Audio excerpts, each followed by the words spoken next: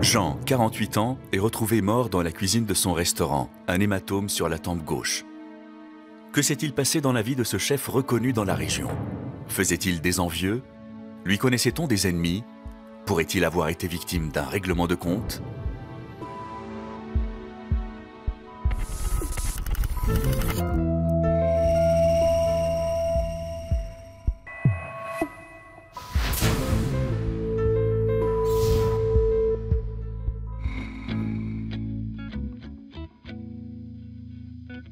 C'est dans le Périgord noir, à quelques kilomètres de Sarlat, que tout a commencé 2 mois plus tôt.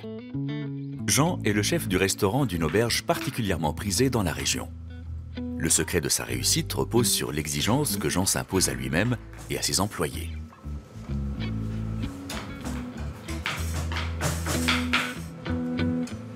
Antoine, plus vite la découpe des légumes, plus vite! On n'accepte pas les escargots dans cette cuisine. Qu'est-ce que t'as appris à l'école d'hôtellerie? À te passer du gel dans les cheveux? Oui, chef. Je sais que c'est ça que t'as appris, c'est pas la peine de préciser, hein. Antoine a 26 ans. Ce jeune diplômé d'une école hôtelière travaille ici depuis quelques semaines.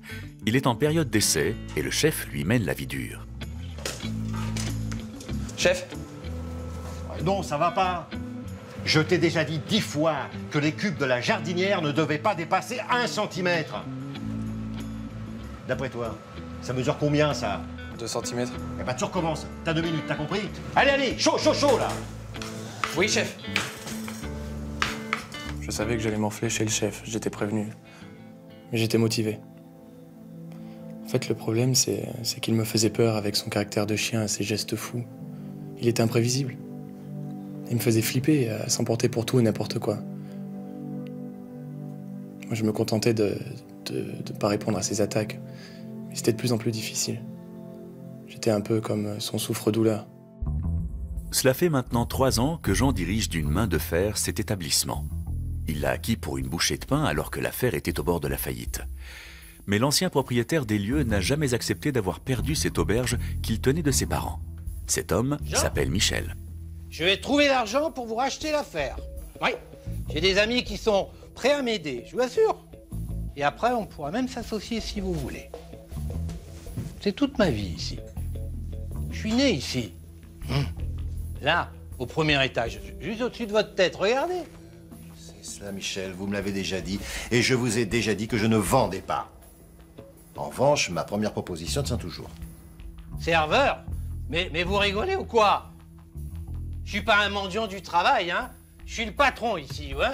Je suis chez moi ici. Ah non, non, non. C'était chez vous. Maintenant, c'est chez moi. Et le patron, c'est moi. Alors vous sortez. Jamais je partirai d'ici, jamais. Soyez raisonnable, ne m'obligez pas à... À quoi, hein? Ça va mal se terminer, vous savez, cette histoire. Tu me menaces chez moi, hein? Tu te prends pour qui, toi? Wow! J'en voulais tellement d'avoir perdu cette affaire. J'étais joueur et j'avais tout flambé au casino. En quelques mois, eh bien, je m'étais retrouvé sur la paille, et puis après, vous savez, ça va très vite, hein. Les huissiers, le tribunal, et puis un beau jour, on vous fout à la porte, et puis vous n'avez plus rien. Pourquoi? Parce qu'il faut rembourser et on vous vend le restaurant. Alors là, c'est vrai que j'étais désespéré. Alors j'ai continué à boire, et puis à prétendre que j'étais prêt à faire n'importe quoi pour récupérer mon restaurant. C'était une vraie obsession. L'échange entre Michel et Jean n'a pas échappé à Ariane. Cette cliente déjeune presque tous les jours ici. D'ailleurs, c'est elle qui a recommandé au chef de prendre Antoine en cuisine. Jean, il faut vous calmer. Vous savez bien qu'il est bouleversé. Oui, je sais bien, mais bon... Il y a des moments où on perd patience, hein.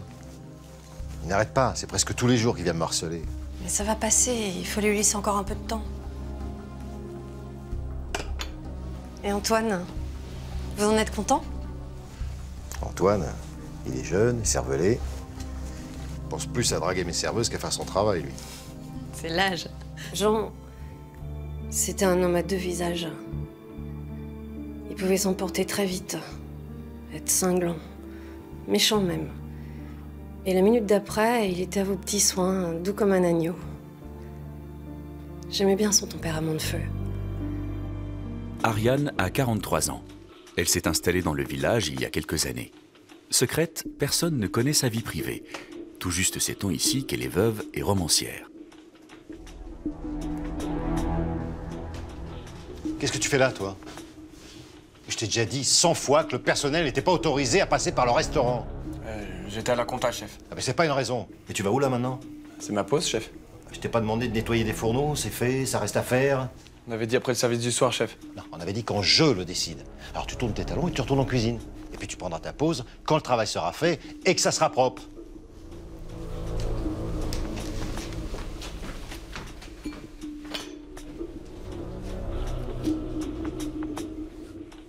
Le chef passait son temps à me rendre la vie difficile et je comptais pas me laisser faire. Mais il y avait une chose qu'il pouvait pas m'enlever. J'étais amoureux. d'Ariane, bien sûr. J'ai embrassé cette femme et ma vie n'a jamais été aussi belle. C'était récent. Notre passion devait rester secrète. C'était la femme de ma vie. Je le savais. Ariane, je vous offre un verre, un café? Non, pas maintenant, je dois partir. Une autre fois, peut-être. Accordez-moi quelques instants. J'ai très envie de mieux vous connaître. C'est vrai, je ne sais rien de vous. Si vous vivez seul, si votre cœur est pris, s'il est à prendre. Je ne sais qu'une chose, c'est que vous êtes romancière. Je vous connaissais pas aussi cavalier. Mais je mets un point d'honneur à garder ma vie privée privée. Et pourtant, il y a des choses sur vous. Ah bon? Comme quoi, par exemple? Qu'est-ce qui serait si secret sur moi? Bah, votre attachement, on va dire, à Antoine. Je comprends mieux maintenant pourquoi vous me l'avez conseillé. Mais je vois pas du tout de quoi vous parlez. Mais vous savez, Jean, les ragots, c'est pas mon truc. Non, j'aimerais mieux qu'on arrête là sur le sujet. Vous avez raison. Le mieux, c'est de tout oublier et puis de passer un bon moment tous les deux autour d'un verre, hein? Oui, mais pas maintenant, je dois partir. Merci quand même. Comme vous voudrez. Mais je ne laisserai pas ce petit minable de commis se mettre entre vous et moi et vous mettre le grappin dessus. Je me suis demandé comment il avait pu savoir pour moi et Antoine. Même si notre premier baiser était récent et à ce moment-là, on pouvait pas vraiment parler de relation. J'aimais pas l'idée que la rumeur s'ébruite dans le village. Surtout à cause de la différence d'âge. Comme chaque midi, le restaurant ne désemplit pas et en cuisine, c'est l'effervescence. Et 2 tours de Rossini. Allez, allez, allez, on se dépêche. Et on envoie les desserts pour la 13, hein? Oui, chef. Allez, fais voir. Jean dirige sa brigade comme un chef d'orchestre, mais une fausse note va gâcher le service. J'ai la preuve que tu as tout manigancé pour me voler mon restaurant. Hein? Oh, dur, tu me le paieras! Ça suffit maintenant, tu Oui, sors d'ici, tu j'appelle me la police. paieras, je Et te je dis. porte plainte contre toi pour harcèlement! M'en fous!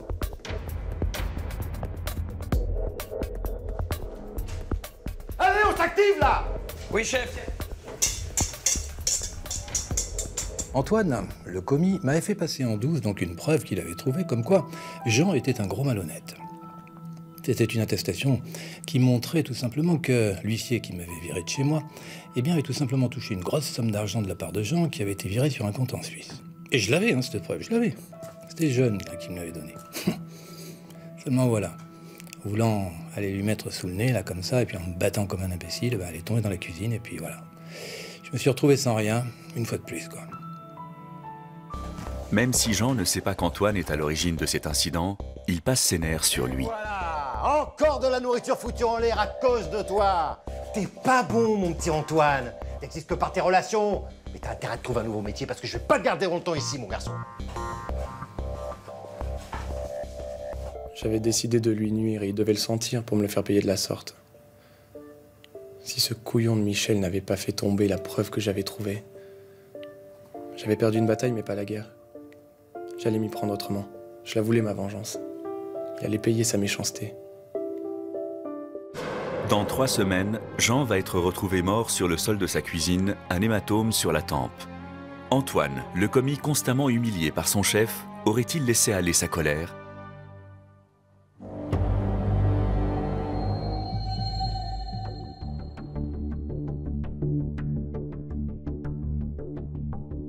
L'altercation entre Michel et Jean a fait le tour du village.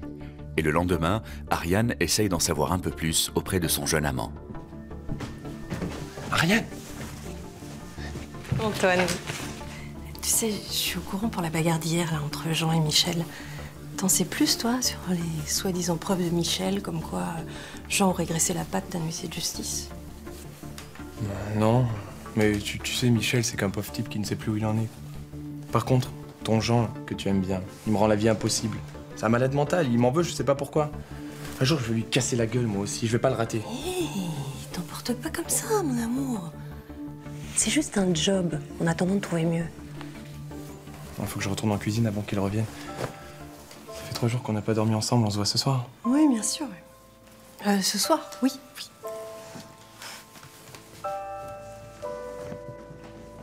Ma relation avec Antoine me troublait de plus en plus. Je l'aimais beaucoup, mais j'avais envie qu'on espace nos rencontres. J'étais fou d'elle. Son allure, ses mots, son inconstance aussi me rendaient dingue. Parfois, elle m'échappait complètement. Je pouvais pas expliquer pourquoi. Elle était perdue dans ses pensées. Je mettais ça sur le compte du roman qu'elle était en train d'écrire. 15 jours ont passé et les attaques quotidiennes de Michel pour récupérer son auberge ont cessé. Pour Jean, ce retour au calme est propice à accorder plus d'attention à la romancière.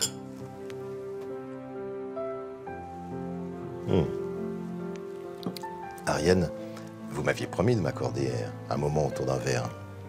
Eh bien, ce soir, j'ai envie de vous offrir ce dîner en ma compagnie. Ah non, non, ne dites rien.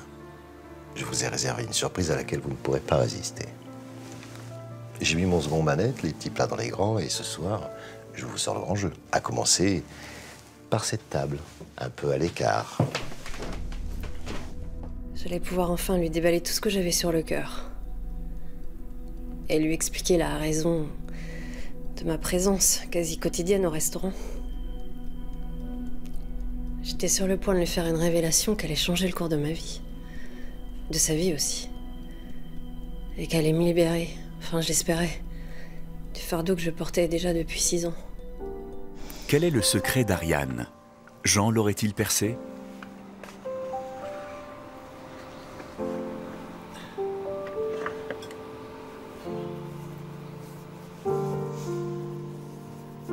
Antoine, viens voir ici 2 secondes. Antoine! Oui, chef? C'est toi qui t'occupes de notre table ce soir. Je dîne en tête-à-tête alors que personne ne vient nous déranger. Oui, chef.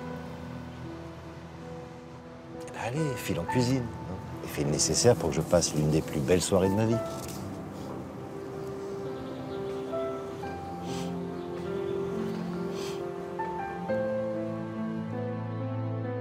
J'étais à la fois foudrage et confiant. Je savais que le chef faisait ça pour m'enfoncer encore un peu plus. Lui et moi, on a toujours été à couteau tiré. Il pouvait lui sortir le grand jeu, Ariane ne craquerait pas. On était ensemble depuis déjà plusieurs semaines. Je savais qu'elle était amoureuse de moi. Elle me l'avait dit. Mais ce que je savais pas, c'est jusqu'où le chef pouvait aller. Une semaine avant sa mort, Jean va avoir une très mauvaise surprise en ouvrant son courrier.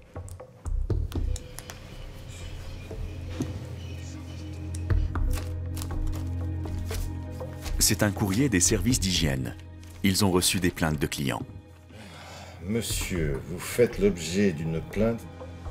Nos services d'hygiène se rendront dans vos locaux vendredi 12 juillet. C'est demain, ça. Petit enfoiré. Antoine! Oui, chef?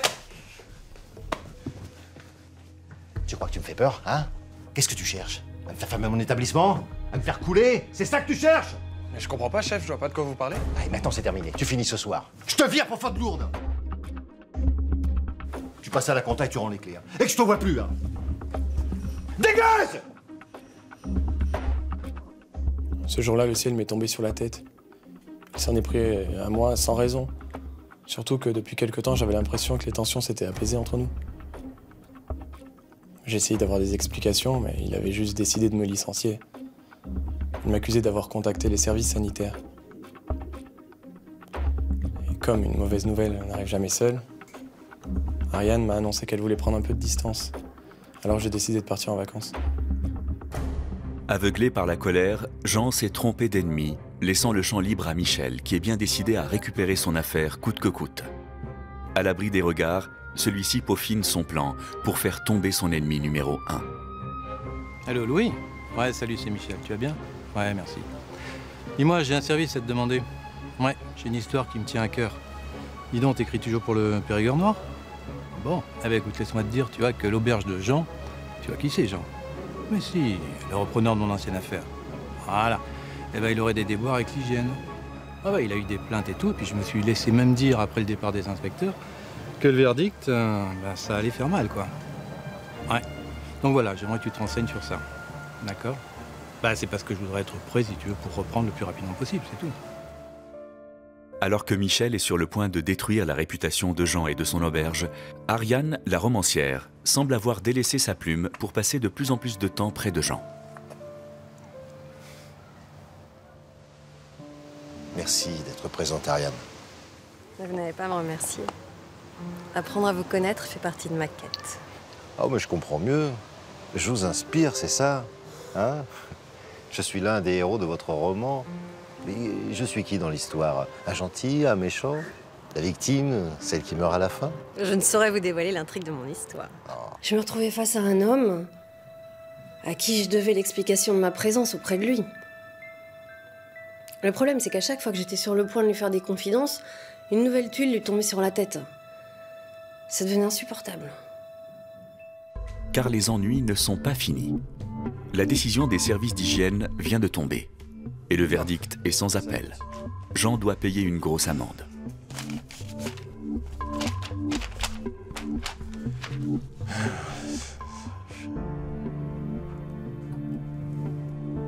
Oh non, mais comment je vais faire pour payer ça, moi?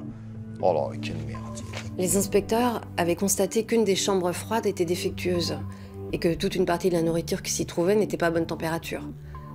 C'était terrible pour la réputation du restaurant. Pour trouver les fonds nécessaires et faire repartir son activité, Jean part voir son banquier.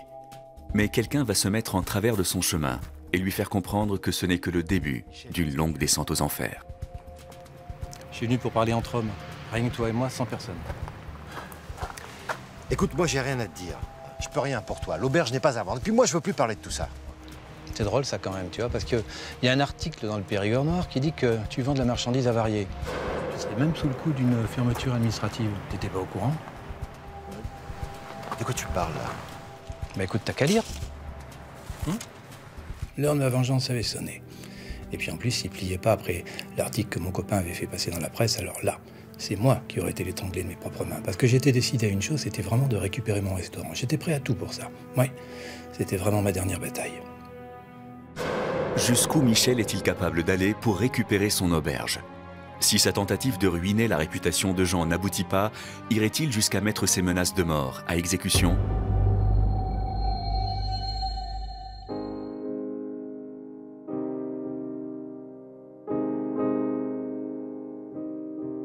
La veille de sa mort, Jean est au bord du gouffre. L'article dans la presse locale a fait fuir sa clientèle et il réalise qu'il a commis une grossière erreur. Je me demande si Antoine y est vraiment pour quelque chose dans tout ça. Moi, je crois que vous vous êtes trompé en l'accusant. Vos différends étaient basés uniquement sur une question d'ego. Ni l'un ni l'autre ne voulait céder du terrain à l'adversaire. Puis Antoine serait incapable d'aller aussi loin. Il est trop jeune, pas assez méchant. Je m'en veux d'avoir été aussi dur avec lui. C'est vrai que vous n'y êtes pas les mains mortes. Puis avec moi au milieu, ça a corsé l'histoire. J'étais jaloux.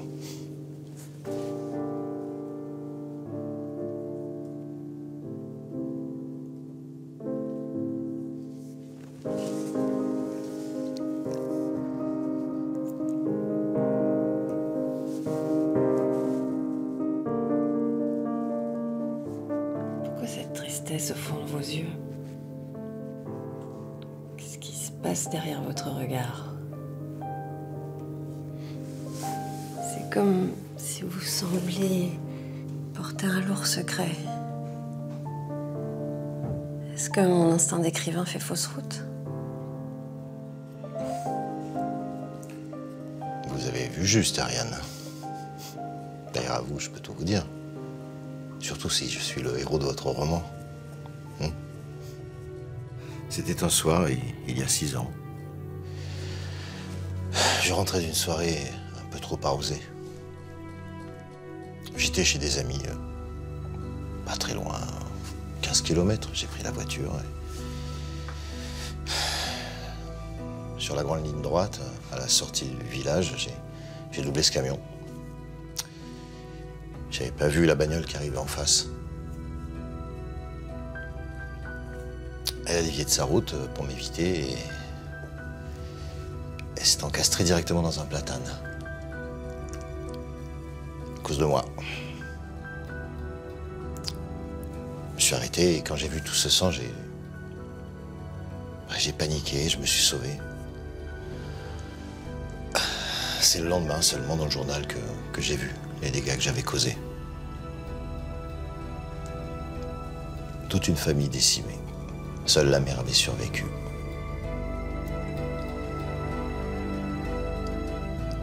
Et puis je suis plus du tout le même.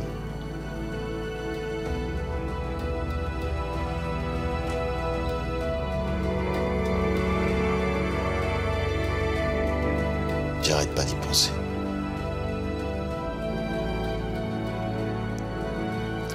Je sais pas pourquoi je vous raconte ça. Je sais pas pourquoi ce terrible souvenir ressurgit à ce moment précis de notre relation.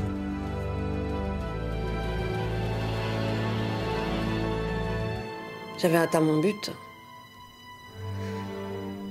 Le meurtrier de mes enfants, de mon mari, était là devant moi, à pleurer. Et moi, je l'écoutais me dire que sa vie était un cauchemar. Et ma vie, à moi, c'était quoi? Combien de fois j'avais imaginé ce moment? Combien de fois j'avais voulu le tuer de mes propres mains? Et j'étais restée là, plantée devant lui, paralysée par le chagrin. Oui, je pleurais, mais de rage, de ne pas avoir eu le courage de l'égorger. Dans moins de 24 heures, Jean, le propriétaire de l'auberge, va être retrouvé mort dans la cuisine de son restaurant. Ariane, la romancière, pourrait-elle se faire justice elle-même ?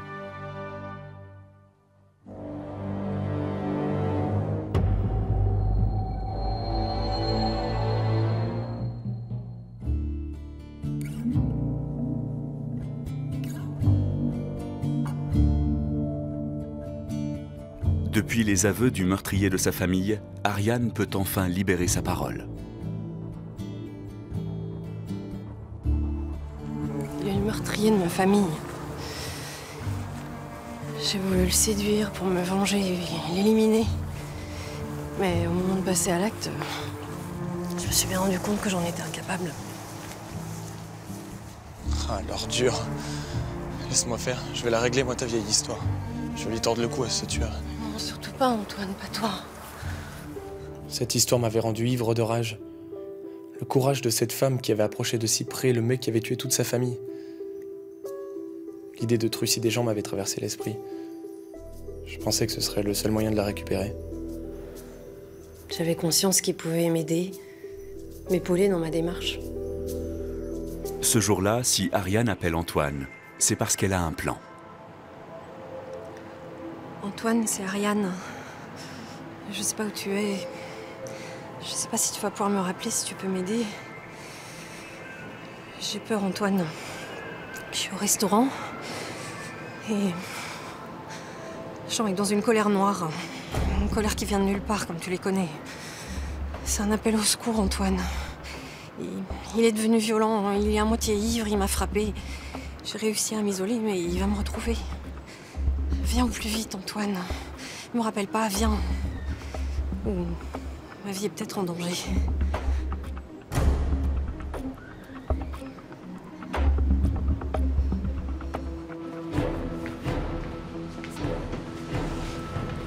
Alors? Je t'ai préparé ton plat préféré. Des quenelles à la vanille de Madagascar.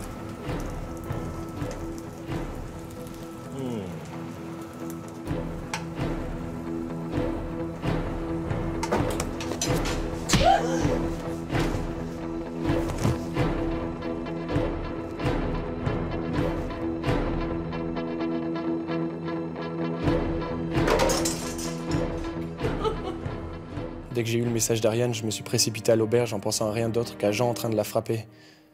Ma vue s'est brouillée, mon esprit aussi. Je suis descendu dans la cuisine comme un automate. Je voulais pas le tuer. Je voulais lui donner une leçon.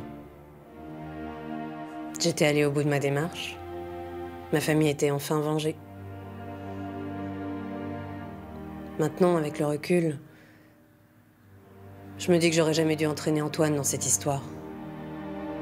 Je me suis servi de lui, parce que j'ai pas eu le courage de me faire justice moi-même. J'ai été lâche. Je le paie cher. Et j'ai perdu une personne de plus dans ma vie. Heureusement pour moi, j'ai été doublé par quelqu'un d'encore plus fou que moi. Et c'est tant mieux d'ailleurs, parce que sinon, je crois que c'est moi qui l'aurais zigouillé de mes propres mains.